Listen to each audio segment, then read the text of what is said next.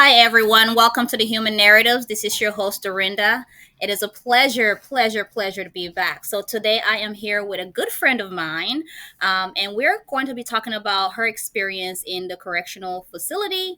I'm going to do my best to keep a lot of the information confidential about this individual, but at the same time, this person is also willing, and we're going to be referring to them as M, so that they're going to be sharing their story with us about the correctional facility in Texas and their experiences there. And we going to be diving into a few other additional questions. So please share your feedback when you do hear this podcast and what you have to say about it. Share some insights. So thank you so much for creating this space for me. First of all, to be into your beautiful home is gorgeous. I walked in this home and I felt like home. All the beautiful creativeness is gorgeous. So thank you again. You're very welcome.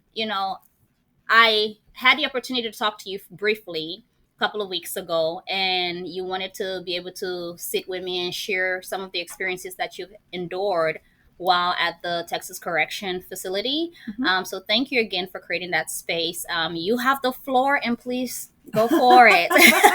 Well, feel free to stop me and comment along the way in case you have questions. Of course. We'll start by saying that I was a teacher. Okay. In a local school district, not even a traffic ticket on my record. Yeah. And so it was a bit of a shock to go through the experience that I went into. Okay. So I had a neighbor who lived in the other section of the neighborhood, who I met. She was going door to door, getting people to show up for the HOA meeting. And so we started chit-chatting. And so she offered, if you want to go to the HOA meeting tonight, the Homeowners Association, right? For those of you who lived in a neighborhood before. Correct. There were a lot you do want an HOA in your neighborhood. I've seen some with no HOA. This one was a little one-sided. Everybody on it was the same color, the very same pale color, and most of them were in their 60s and 70s, and just didn't really reflect the modern look of our neighborhood now, which is much more multicultural, and you have renters here as well as owners. And so there were just a lot of problems with them coming to find people for the silliest things. Right. And so a lot of those issues wanted to be,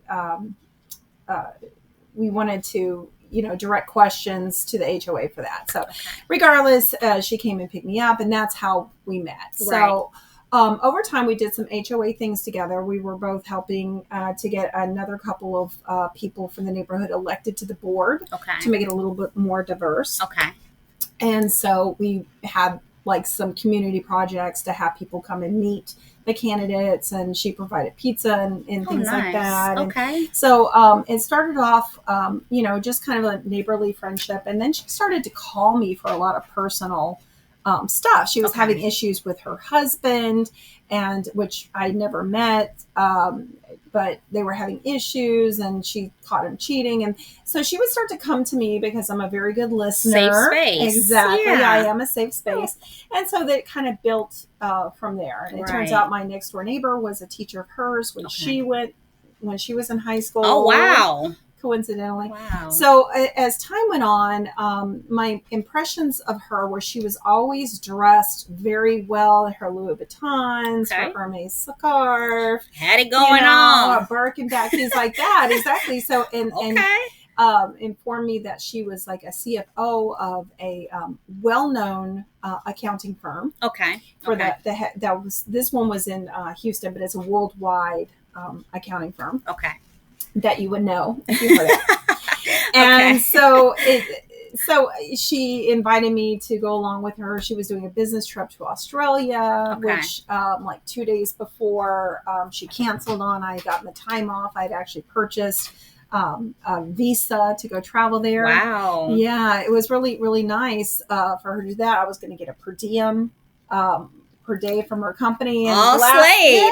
Yes, exactly. And at the last minute. Oh, and then she also went to Yale, got her master's from there, and then went on to get Wow. her accounting degree and everything. And then, so it progresses on, and I start learning, more and more things about her and everything. And she got divorced in a very short time. She actually spent Thanksgiving, Christmas, and New Year's with us. Okay. She adopted a baby right after her divorce. Originally, her and her husband were supposed to do it, but it was already planned. And so once he was out of the picture, she just did it herself. Flew over to England, adopted the baby. Had sent pictures in group text. I got her to come in and do some role-playing games with me. So introduced that to her. A lot of connection. Mm-hmm. Yeah. So I kind of thought of her like a daughter. She's just a few years older than my son. So she came over. She was raised in River Oaks. And the money spot. Yeah, exactly. Because we drove by on Christmas, and she pointed out, the house, but family's not home and everything like that. She never had the baby with her, so I never got to meet the baby. She had, a couple of nannies, or I suggested au pair, so she said she went out and got an au pair named Ashley, and anyway. So one evening she called me and said that she had been in a car accident. Her car was in the shop. She was in a rental, but she was supposed to go pick up some relatives of her father in south of San Antonio, Uvalde area. And they were moving to Houston. And asked if I could drive. So Friday evening, I had worked all day, done the after school program. I went and dropped off a couple of coworkers because they didn't have cars. There was one I gave a ride to one every day. Always giving yourself to people. I did. Service. The shirt off my back kind of a thing. Yeah. So I was like, okay, but at this point I'm exhausted. I had done a family engagement with the after school program the night before that ended late, and just didn't get a whole lot of sleep, worked all day. And then we're driving out west. Yeah. I had to be back for a field trip for my robotics team the next day. So I had a lot on my plate, but she was like, okay, come on. And she was like, road food, gas money. They'll probably give you a tip, and I'll take you out to eat at Olive Garden. I was like, okay, all right, we're doing this. Right. And this is someone that for a while. For about 4 months, 4 or 5 months. And I thought I knew pretty well. Right. Well, we drove, and honestly, I wasn't paying much attention. She's on her, she's got her Bluetooth in. Any conversation she's having, I'm not hearing. I'm only hearing her side of it. It's a lot of okay, and things like that. And at one point she's talking to her mom, and she's talking to different people. I'm just playing my music. I'm zoning out. Shooting Red Bull, trying to stay awake. And we finally get out to, I found out later that we were actually over by Del Rio. I honestly wasn't even paying attention to where we were or anything.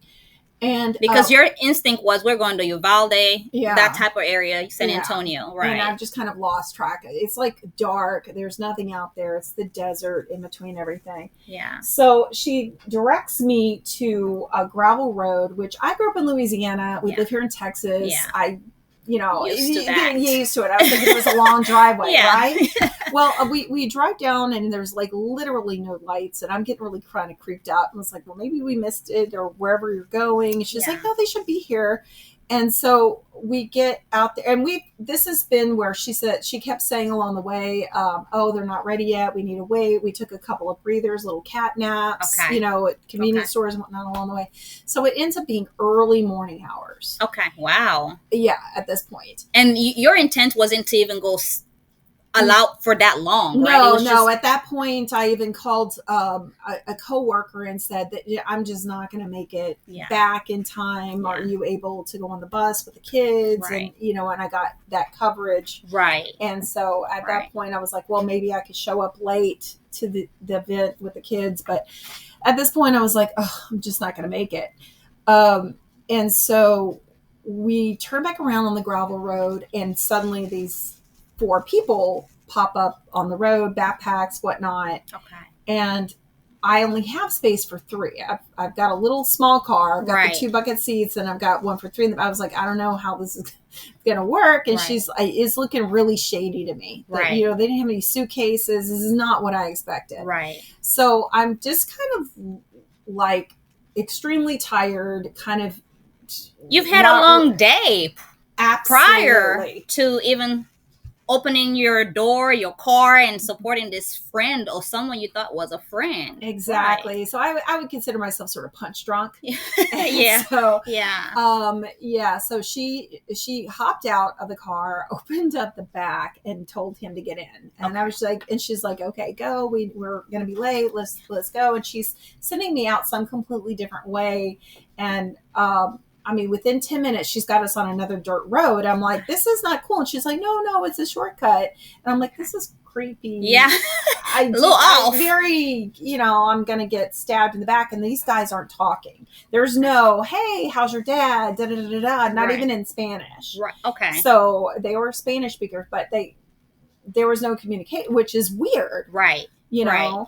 So it's some sort of like psychotic Uber drive experience at this point. Al was driving. Oh my gosh. And I felt so uncomfortable. And at this point there are lights coming up behind us, and it looked like a pretty big vehicle, big truck. And I'm like, oh my God, we're going to get slaughtered at this point. And she was telling me to go, and I was like, no, I'm going to pull off. Yeah. I don't feel comfortable. I think you need to tell them to get out. Yeah. And so she argued a bit, and then she just like yelled at them, to get out in Spanish. And so they hopped out, and at that point, the truck behind us turned out to be the sheriff's department. Wow. And lights are on. Okay. And next thing I know, it's I had parked the car. I had turned the car off for them to get out, and they were like, hop out, hands on the ground. I found myself face forward in the dirt. Wow. I'm smart enough to tell them to double cuff me because I had bad shoulder. Okay. And I watch a lot of cop YouTubes. Right. Arrest. I'm like, double cuff, please, so it's not as tight. Yeah. Anyway, so next thing I know, I'm in the front seat of theirs. They've got a truck up and putting those guys in a truck, taking all the phones. So they were able to catch all 4 individuals. Yes. Okay. And then they took their phones, I guess, to maybe figure out. So at this point, I'm getting it. I'm getting the picture. Yeah. These are illegals. We shouldn't have done this. And at this point, I'm like, what the hell? You were blindsided. Exactly. And so she's being especially obnoxious, as she's like yelling at the cops, and and there's a lot of chaos, because what I didn't mention is, and I didn't do this in the other podcast I did, but she's trans. Okay. So was male, female, had top surgery. I was told top and bottom. Okay. But this, of course, was before my arrest. Okay. And basically, in the course of everything, when I finally get out, and we'll talk about my prison experience, but when I was finally able to get out, and my best friend from Nashville came to visit me. Yeah. She did a deep background check. Look at your investigators. And everything she told me was a lie. Never went to college, didn't work for this company. Wow. Whatever money I guess she did spend on her Louis Vuittons or her things came from nefarious methods. I found out lots of things that she had done in the past to scam other people. There was a sandwich shop that she worked at downtown where she was asked to set up an Uber Eats account for the firm, for the sandwich shop, and she put her own bank information. She took at least 2 months worth of money from that before the owner figured it out, and she was fired, but she never got her money back. No criminal charges were filed? Nope. Wow. And so that lady was willing to testify, on my behalf. Great. And I talked to her best friend, who I met a couple times, and he told me all kinds of stuff. Like, she'd never gotten bottom surgery. That was a lie. Wow. Basically, there was no baby.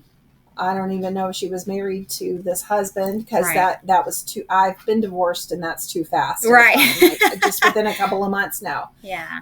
No au pair. She had never heard of an au pair. Okay. There was a lot of things that really should have been red flags that didn't click into place until I found out that basically she was grooming me for. You're an empathetic person. And I think, when you have such a great heart, you tend to see people and you don't see past their mask, right? Right.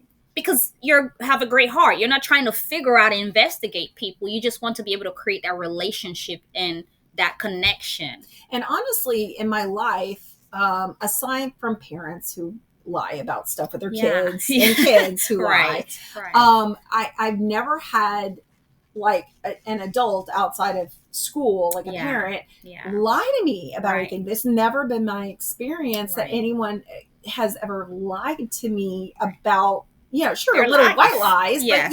but who runs around and makes stuff like that up? I mean, you've got to adopting have a baby issues, right. And then she had sent pictures of the baby, which I turned over to my lawyer, and then they reversed imaged. We found them online. They were Google pictures of this baby. Scam. Yeah, it was a pretty big scam.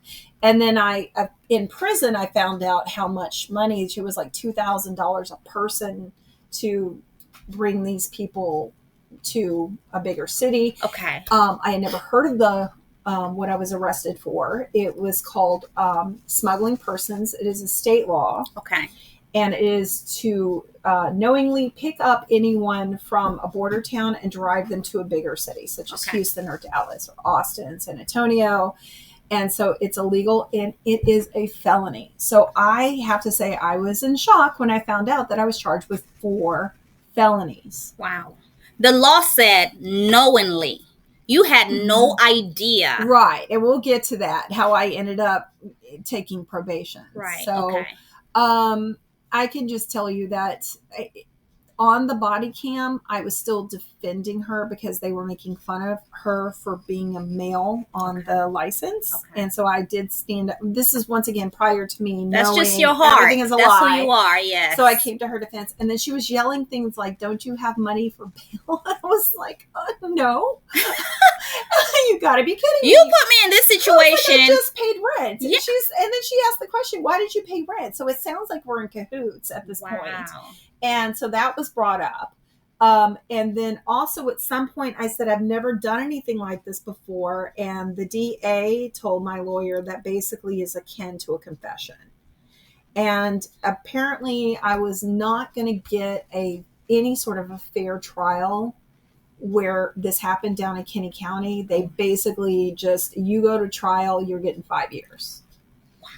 Even with evidence showing you were not correct. I pulled everything. I got people to write letters. I had a ton of colleagues write letters for me.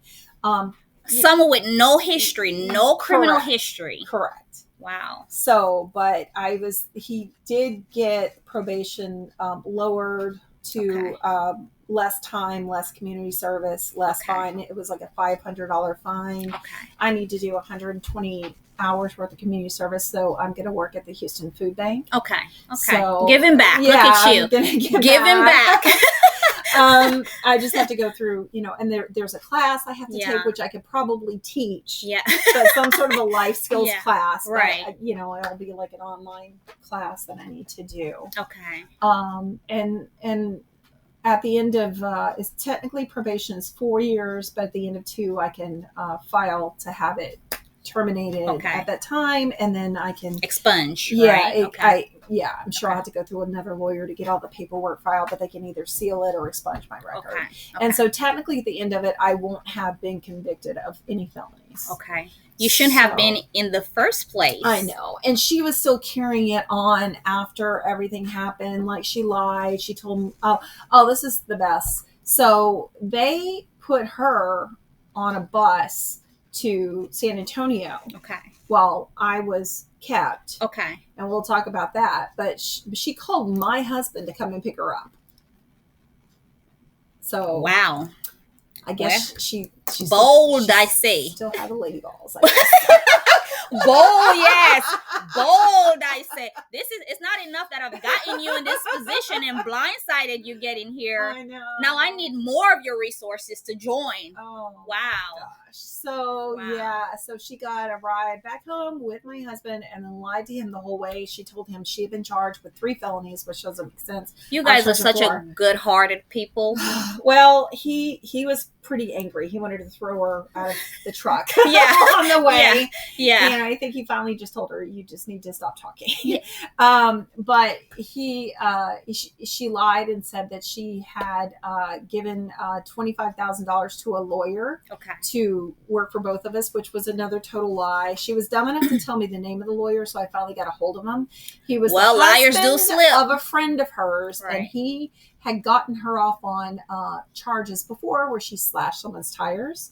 She had hired a young man to be her assistant and do things for her. This is like a deadline type of stuff. And then and then never paid him. And so the mom got angry and talked to her, confronted her about, you made my son work for you for months and never paid him.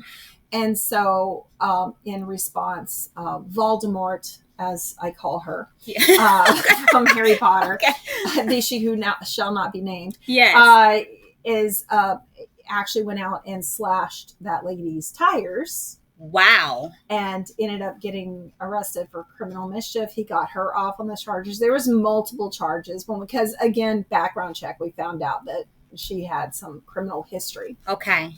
And so, yeah, it was all very interesting to say the least. But so what happened to her? Well, she pretty much, once she figured out that I was on to her and asking some pointed questions and still straight up lying. After I knew everything. She told me that she had terminal stage 4 cancer and was moving closer to her family. Ooh. And then posted these posed pictures of her sitting in a window at some high-rise place and saying she was moving. Yeah, it was an individual text sent to me, but it was addressed to everyone in the neighborhood or something. It was like, yeah. It was BS. It was all BS. The lies continue. Yeah, she changed her number. She had borrowed a costume of mine that was a $300 German dirndl that I had bought out in Hill Country, and she still has that, but I don't know where she is now. She moved away. The house was owned by her family. I'm pretty sure she moved just to escape me, and it's probably... Wow. Yeah, wow. They were not from River Oaks. They were from this area. So local. Anyway, so that's the story of Voldemort. Well, if you're getting just $2,000 per person, it's not paying River Oaks. No, probably enough to go property buy her tax another, over there, no, right? No. So she's probably going to buy another Birkin or buy another pair of Louboutins or whatever it is that she's doing with this money. Right. So, yeah, to appear to be. Wow. So, yeah. So.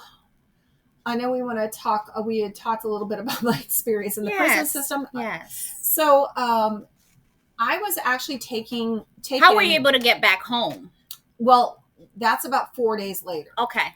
So at this point, I was taken to one of the big tents, the Project Patriot or whatever they have with the big giant tents.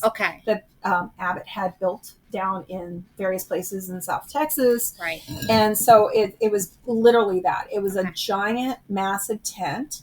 Just sitting out there? Yeah, massive tent. It had cells inside of it. They had along the edges.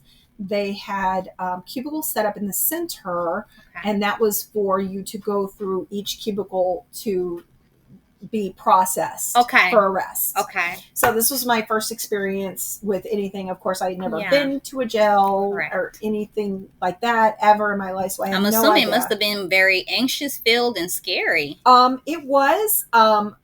Being a teacher, you have to remain calm. Yeah. So I did remain calm. The only time I cried during this process is when I found out that I was my bail had been paid and I was finally going to be released. And so it was kind of like happy tears. And then once I found out everything about her, and once I did get home, I just broke down. I was a hot mess. But you keep it together when you're in that situation, because especially like with kids and things, chaotic things happen, dangerous things happen, and you always have to be the calm one in the room. Okay. So that was just the persona I had to put on during this entire thing. So just staying calm, answering questions. Wow. So they take me through the whole process of everything. Okay. And they I'm telling you, it's emotional. Well, let's keep in mind that this was in January of 2024. So it is very cold in this tent, by the way. Is actually freezing.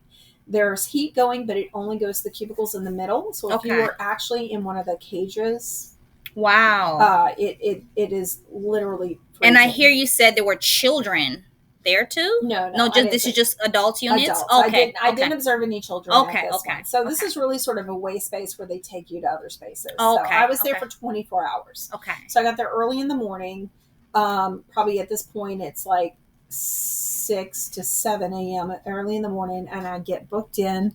They take your mug shot, they take your fingerprints, they take all of your stuff and they inventory it. Okay. I was able to turn my phone off, and it still had some battery in it. I had to take off my wedding ring and all of my rings. Right.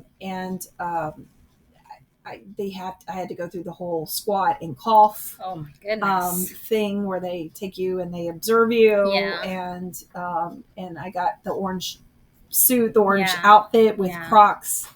And then eventually was taken. They did do a medical thing and asked about the medications that I'm on, because I do take medication for blood pressure and low thyroid, and I take an anti-anxiety because at one point before COVID, I was having really, really bad anxiety and panic attacks.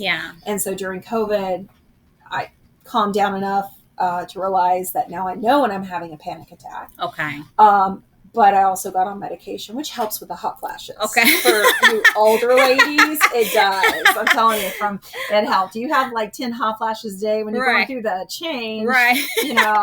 Anti-anxiety medication. It does. It keeps you calm, and therefore it reduces. Good to know. When I get to that stage, come see me. All right, I'll give you all the scoop. We can talk about that one day. That's right.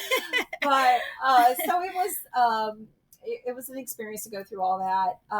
Every meal was the same. It was a ham sandwich on bread with a bag of Lay's potato chips and a bottle of water for breakfast, lunch, and dinner, and breakfast the next day.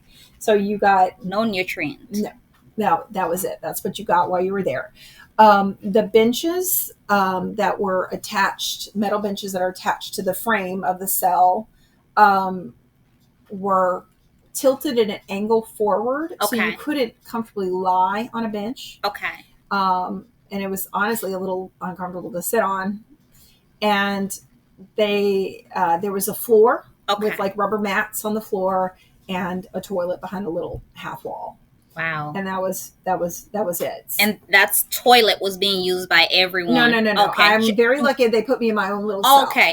So I was in my own little cell. There were other places. Women, I think, were on one side, men were on the other. And some of them had 4 or 5 men. Maybe it was a slow time period. I don't know.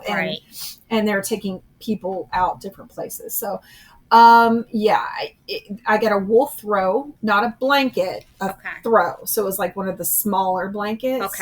And it was literally me in the floor for 24 hours. I'm curled up in that thing, just trying to stay warm. I was finally able to get a number to be able to use the phone there to call my husband. And he was the one that told me he was on his way, and she's like yelling stuff in the background. He had already picked her up. They were headed back toward me, but he was able to find a bail bondsman, but they weren't going to be able to do any. I guess he didn't have the money. This is additional. So when I found out, they did take me to go see the judge on Zoom in a little tiny trailer behind the tent that afternoon. And that's when I found out that each of those counts, felony counts, was a $10,000 bond. It was a $1,000 bond, which meant I watch a lot of cop shows too. So I knew that was going to be about $4,000. Also, my car was impounded. So that was going to be additional money as well. So my husband, being the awesome man that he is, took him several days, but he eventually was able to, through contact with friends and family, all of my friends chipped in money. That's amazing. Like sometimes $200. We had friends that gave $1,400. But that's what you've been to your community, and they showed up for you. They did. Yeah. So we were able. They told me we didn't have to pay him back, but I eventually did. Okay. I paid it back every single penny, but that involved taking out like part of my retirement. Yeah. So I've lost 2 of my retirement accounts. As a result of this incident. As a result of this incident. Yeah. So I still have my pension, which I rolled over to a 401k, and it's in a safe place right now. It's not nearly what I'll need. You've worked for. Yeah. Yeah. So, hopefully that'll be able to be corrected down the line. Okay. As hopefully in a couple years I can go back to work and probably work until I'm dead. But well, we don't want that to happen. We want you to still be able to enjoy life because you're so full of life, It's just unfortunate that this happened. Mm-hmm. So, spent the night there. When I was able to get a hold of him, he was like, "I'm sorry, you're going to have to stay there. I'm going to try to do this the best I can." He had to go back home. He had work the next day, and he had to keep life. Yes, exactly, making money. So we were. That was like the last time we were in communication for a couple days. Okay. The next morning, I woke up.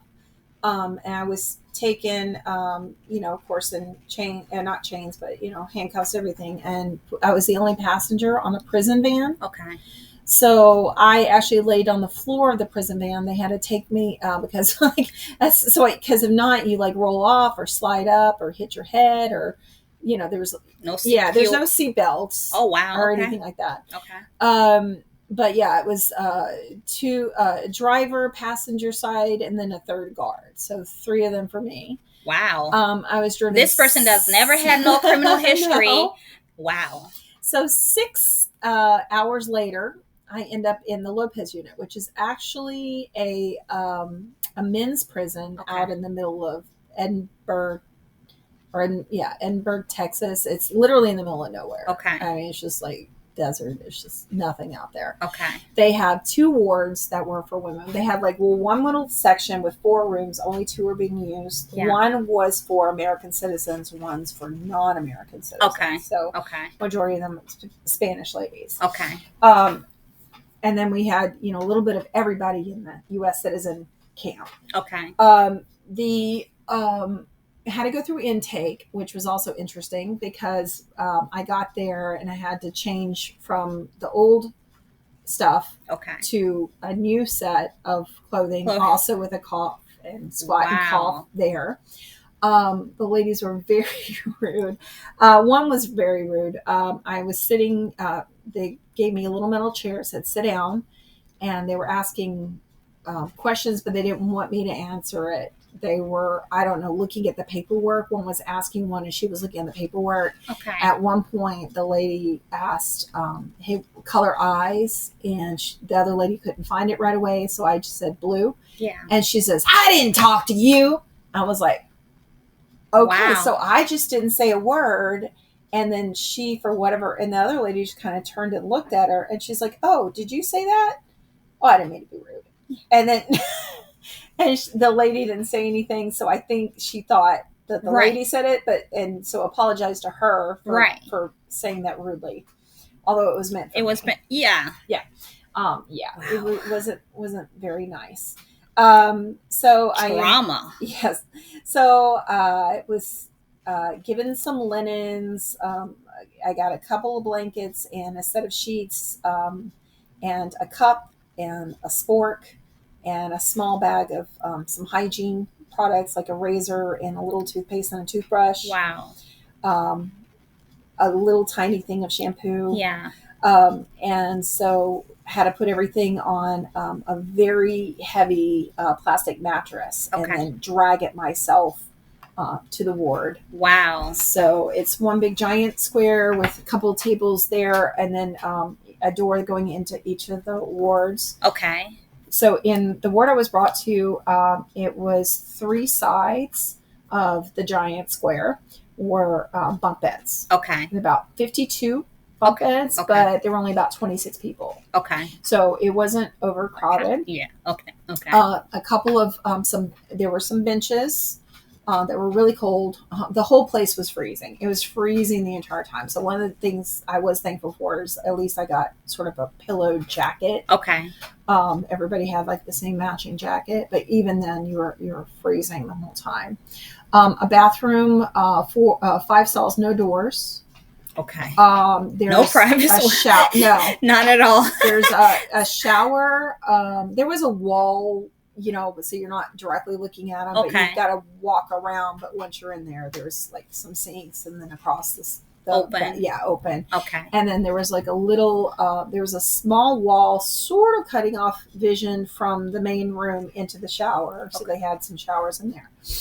Luckily, the showers were hot. So in order to stay warm enough throughout the night, you take a hot shower. Yeah. But there were so few people. It was pretty good. Everybody was relatively polite. When I got there, I didn't see any kerfuffles, but there was an incident we could talk about with a girl that was coming off heroin. Okay. Oh, wow. It was a lot of sad situations. So, but just getting kind of settled, they come over and kind of had a couple people kind of show me, like how to do this and give suggestions. Right. Somebody gave me a water bottle. So what they did is they fill up old water bottles with hot water and use them to put on your chest to keep you warm. Oh, wow.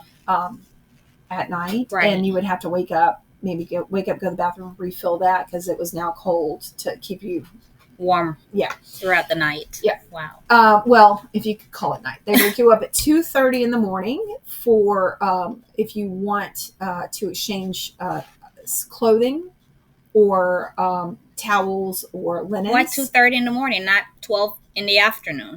Well, the schedule was 2:30 in the morning. Okay. You follow whatever they tell you. Essentials. Okay. The breakfast, maybe it was 3:30. I think it was 3:30. Okay. A little hour later. 3:30 in the morning. Not much difference. Yeah. Breakfast is at 4:30 in the morning. Okay. So if you wanted breakfast, it was that.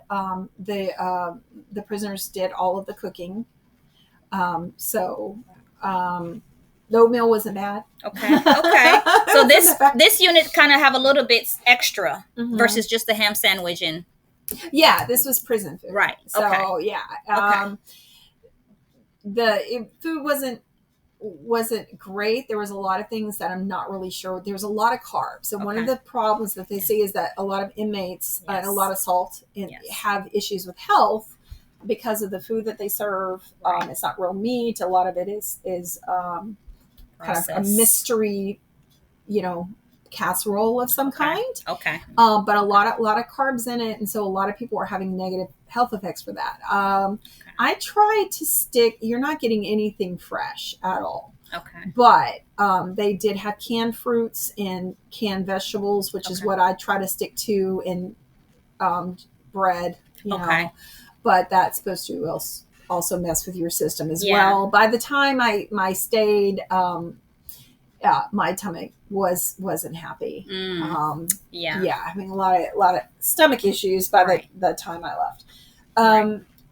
So that's generally and then the sugary drinks, I just stuck to water the whole time. Sounds like, when you get in this system, you're probably going to die, but with all the food and types of things you're eating, if your system keep, if you stay in that system for so long. Well, one of the things that really had me worried is my medication, because I had already gone a whole day with no medication, and they have to schedule an appointment with you. I never saw a doctor the entire time I was there. I was there even for your anxiety meds? Nothing. And blood pressure. I got nothing. Yes. And, wow. There were a few things I was taking. I never saw a doctor. They never got around to me. I could talk a little bit more what the other girls told me about the doctor. Yeah. So finishing the schedule. So 3:30 essentials, 4:30 breakfast. You had lunch at 10:30. Okay. And then like 4 in the afternoon, 3:30, 4:30, something like that was dinner. Okay. We got an hour outside, depending on who the guard was. Okay. So it was inconsistent. It was inconsistent, and I could talk about the guards. So that was just kind of scheduled. They did have a couple of TVs. Okay. And you could request if they were nice enough to change the channels and stuff. We watched a lot of SUV, not SUV. What do you was it? Oh gosh, the cop show. The Crimes Unit one. Not SUV, but not Special Victims Unit. Yeah, SVU. SVU, Special Victims Unit. SVU is a car. I think I'll get it there somewhere. Special Victim Unit. So there was, and then I think by last night I was there. There was a Godzilla, a little switch marathon. Up. Okay. They had three. They were on 3 or 4 the movies in a row. Okay. So we ended up watching that. Okay. So that was pretty much the schedule. As far as entertainment. They had taken away their cards. They didn't have any cards. Okay. But the girls were very resourceful. They took little tiny bars of soap. There were a lot of soaps, and they made dominoes. Yeah. Out of the soap by drawing on them. Nice. There were a few books circulating, but I did not have my glasses. Okay. But one of the girls had promised to buy a pair of glasses when her commissary day came, but I left before it happened. Well, that was very nice. Yeah. So seems like you had some really nice people around you even in that situation. I am very versatile with people. I get along with, I can find a connection with pretty much everybody. So I talk to a wide variety of people. That's amazing. So, I had some connections with some girls there who were from Louisiana. Oh, wow. I had connections with people, obviously all of us, they were there for very similar things. Okay. So we and that's where I found out about the money. Okay. And getting paid. Okay. Coincidentally, I met a girl who had just graduated with her master's degree from my alma mater in Louisiana. Wow. So we had both gone to the same college. Wow. And she had just taken a job as a school psychologist. Oh. And she obviously missed her first day and wasn't sure if she was even going to, So the way it works is if you get bailed out, you get to go home, obviously, and you have to show up at your court dates and all that. You don't have to pay any more than the 10%. Okay. However, you could also do 90 days there. Okay. And then be released under your own recognizance. Oh, okay. So she was probably going to take that option. The reason she had done what she did is she actually needed money to bail out her boyfriend who had been in a DUI accident. Oh, okay. And so she didn't have any money to bail him out. And so she did this as a desperation attempt. Apparently, this is very well advertised. This particular business, which I had no idea that apparently there were people from all over, even New York, who had come down to make easy money, not knowing that they're everywhere. They have drones everywhere. I'm pretty sure what I saw down the road of that dirt road, I'm pretty sure I saw a drone. Okay. So there's a lot of reflection on my experiences afterwards and connecting a lot of dots. Right. There was no way it was a setup for failure. Yes, yes. So, things we could talk about with the prison. With the guards, they had some very, very nice people who treated people with respect. Good. And lots of products, by the way, if you ever, it's like as many pads or tampons as you want, as much aspirin or Tylenol that you want. Everything flowed through. Yeah. The pads were used.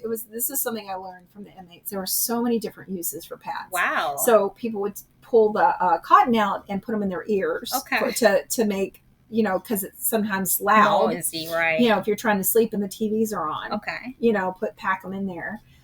They would use them over their faces, like tie them on for a mask. Oh, wow. Because they don't turn all the lights off. There was the first night they kind of turned all the lights off and there was a dim light to sleep. Okay.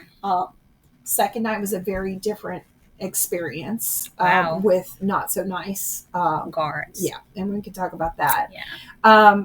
But the first night, at least I hadn't slept in 48 hours at that point. Wow. So when I came in on that first day, it was on a Sunday, I crashed. You're exhausted. I did. Yeah. Yeah. Yeah. Then, so my next door neighbor, right across the little aisle from me is a girl named Rainbow. Okay. We'll talk about her too. Okay. So she was one of the ones that helped me to use the pads as a buffer for the little lockers you have to put your stuff in, because Okay. if not, it's metal on metal, it's very loud. Okay. So use those as a buffer. Okay. We use them to clean the tables. Oh, wow. So one of the things I did is the girl that got her master's from my college. We had a lot to talk about. We had a very similar, background and stuff. Okay. With both of us having master's degrees, Right. we went to the same university and everything. She and I would volunteer to clean. Okay. Okay. Because it would get you're up and you're moving, Right. and you're not, because there are some inmates there that just didn't move. They barely ate anything. I could talk a little bit about that too. But we would get up and use the pads. They would give us some cleaning product, and we would clean the tables. I swept the floor. Okay. We cleaned the shower. Wow. And I didn't do the toilets, but I did clean the shower. Okay. And so there was a lot.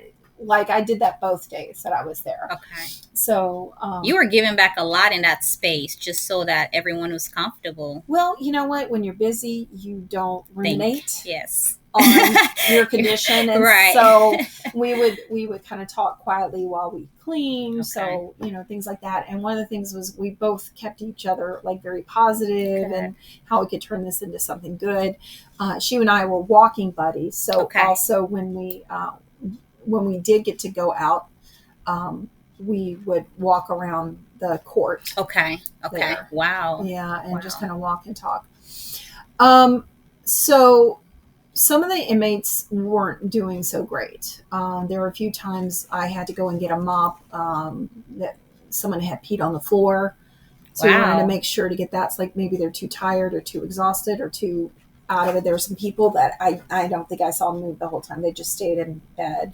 Was it due to medical reasons or just depression? I don't know. Probably. I'm thinking maybe depression, but also medical stuff. Like I said, I never saw a doctor when I was there. I do know that the girls that did go see the doctor, I found this out from the college friend, is they wanted to insist on giving you a mammogram and a women's exam, and she's like, no, thank you. I had mine recently, right? So I'm not in here, right? Okay. You're not about to poke that in there, no, here. Exactly. So I'm not exactly sure what that was about, but yeah, I was there for, I got there on a Sunday. So I was there Sunday night, there all day Saturday night, and then most of the day on Monday. Okay. I didn't leave until evening. So it was really 3 days and 2 nights at that prison. Okay. And it was a prison. Yeah. It wasn't a jail. It was a prison. But we, so Rainbow, I could talk about Rainbow. I found out while I was there, she'd been in for over 90 days. Okay. And then she finally figured out because she kept trying to get a hold of her lawyer, and she finally got a hold of someone, and it turned out that the judge that heard her case never entered it into the system. So she had been spending all of this time and not getting credit. She should have been let out on her 90th day. Yes. Yeah, it's 90 days. Yeah. So we were into 100 when I left. How was that an error? It was a visiting judge, and apparently she didn't input something into the system. So Rainbow had been there this entire time. Wow. Without, and so she should have, and so there was no record, and they, her lawyer, all of these are I got a court-appointed attorney, but I got lucky with a decent one. Right. Right. Wow. But yeah, it was really sad. And when I eventually had an interview with the prison counselor, and asked her about Rainbow, she said, unfortunately, it's probably also not going to count. They're just going to put it back in, and she'll have to do it all over again. This is what the counselor told me. So you got that. You got that going on. Woo! There was a girl who who had come off heroin. She had gone through the worst of it before I got there, but she was still recovering. One of the problems is that she had lice, and there were a few of the girls who were not necessarily being mean. There was a couple that made comments, but they would avoid her. And it got to be kind of cruel. So one of the best guards I liked, and you know me, I'm like into restorative. I'm into restorative practice, community circles. Yes, I've been doing that for years. Certified in restorative practices. And so we were walking around and we saw her kind of sitting off by herself. And I was telling my friend, we should go over and talk to her. And about the moment that we actually kind of headed over, she and another girl kind of got into like a yelling match. And the girl that had been on heroin was really upset and felt like she was being mistreated and it felt really targeted. So there was sort of a community circle. The guard called everyone together. We were all standing around in a circle. Oh, wow. And they kind of talked it out. But what the guard did is she made a point. Just wanted to clap. She just made a point of when you're ostracizing someone like this, it's not doing her any good. And it's, and so some of the people really had a good conversation at this point. And there was a new prisoner had been brought in that day who happened to be a hairdresser. None of the guards, the nurses, the medical staff, nobody wanted to do a lice treatment on this. You know who did it? The hairdresser prisoner. Wow. So they were able to give her some lice shampoo and some comb, and she went in and did that. The guards were refusing to do it and go near her. I don't know why this wasn't done in the clinic. And there was no medical. No. Wow. And so she did that, and there was a visible change. There was a physical change. You could feel the difference after that community circle. And I self-esteem wise, exactly. And I made a point of going in and talking to her. And getting to know her a little bit. And she was one of the ones who gave me a big, huge hug on the way out when I was out the door. But anyway, I wanted to make her feel better because I just felt really, really, really bad for her. And I love the girl that was the hairdresser that just kind of stood up for her and said, I'll do it. Just give it to me. I got this from here. The second night I was there were 2 guys and 2 girls. Now, the guys are not guards. The guys are not supposed to be in our ward. They came in anyway. They sat there at the table. They were speaking in Spanish, and people were telling them to shut up. And I found out later from the Spanish speakers that everybody apparently is sleeping with everybody at this prison. And so there was a lot of flirts, sexy talk. A lot between the guards and between the guards.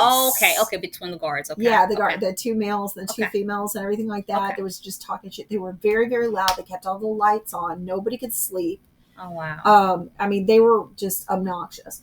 At one point, all 4 of them leave and go into the center, which is you're not supposed to do. We were there by ourselves for at least an hour, maybe more. Because nobody was sleeping the night. Because guess what they did? They went out there and apparently there was some sort of a ball. You can get balls for like the open area. Basketballs and whatnot. They were throwing them and kicking them around in the central area. Yes, keeping everybody awake. It was just downright mean. And what is it like?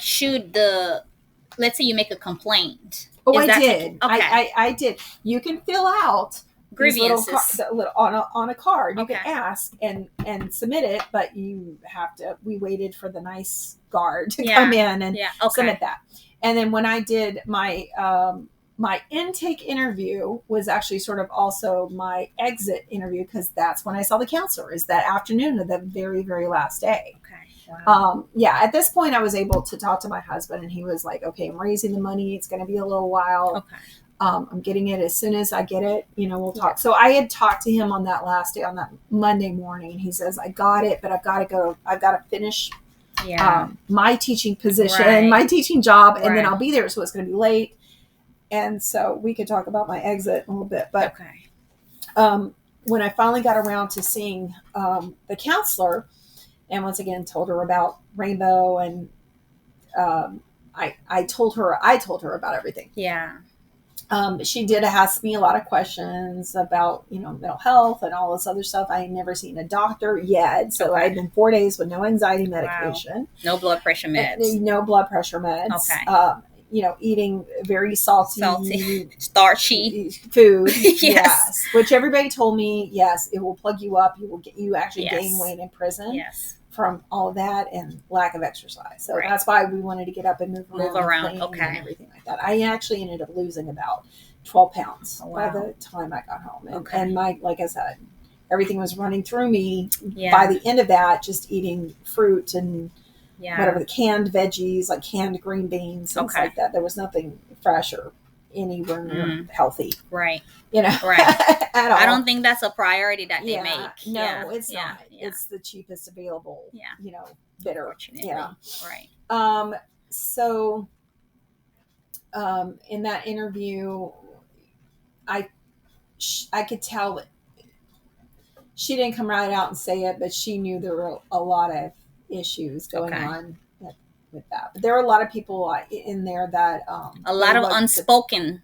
I see what's happening, but I'm not going to say anything. You got it. Wow. You got it. And I could tell that she could care, but it's like she's kind of stuck in this place where she can't really do anything. Very dysfunction system. Exactly. Yeah. Exactly. Yeah. So at that time, that was my entry exam. So I guess all of that is now on record within the justice system. Okay. For, I guess, if I ever get arrested again, they already have that. That's not happening, okay? That's not happening. But they did send in somebody to do an exit interview regarding conditions and my experiences. And I told them about the guards. I was able to tell them who was doing it that night so they can go and find. I had no problem snitching. Good. It's not snitch. It's, you're treating people inhumane, right? And they have rights despite what they're in there for. Well, I found out later a lot of this is by design. Keeping it freezing cold is a form of sort of torture. Control. Having the odd schedule, so people are completely put off their schedule.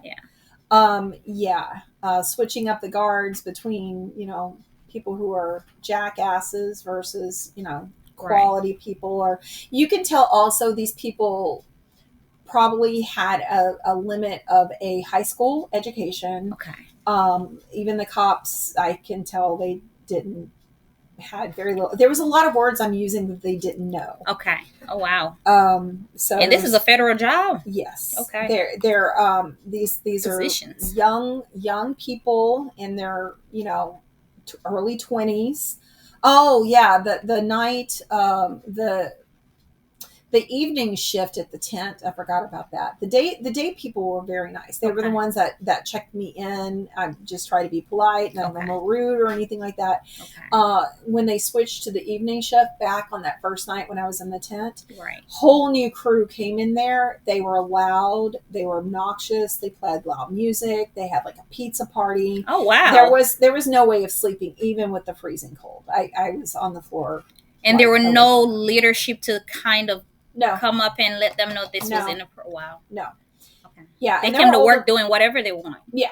Okay. And a lot of flirting, this was basically a big hangout. Wow. For them and their friends and everything else. And But it was supposed to be a supportive position for the people who are incarcerated in there. No, there was no support. No support at all. Wow. The day shifts were nice. Okay. They were nicer. The night shift, not so much. No. It was nobody was getting any sleep in there that night at all. I mean, that can definitely lead to depression. Yeah.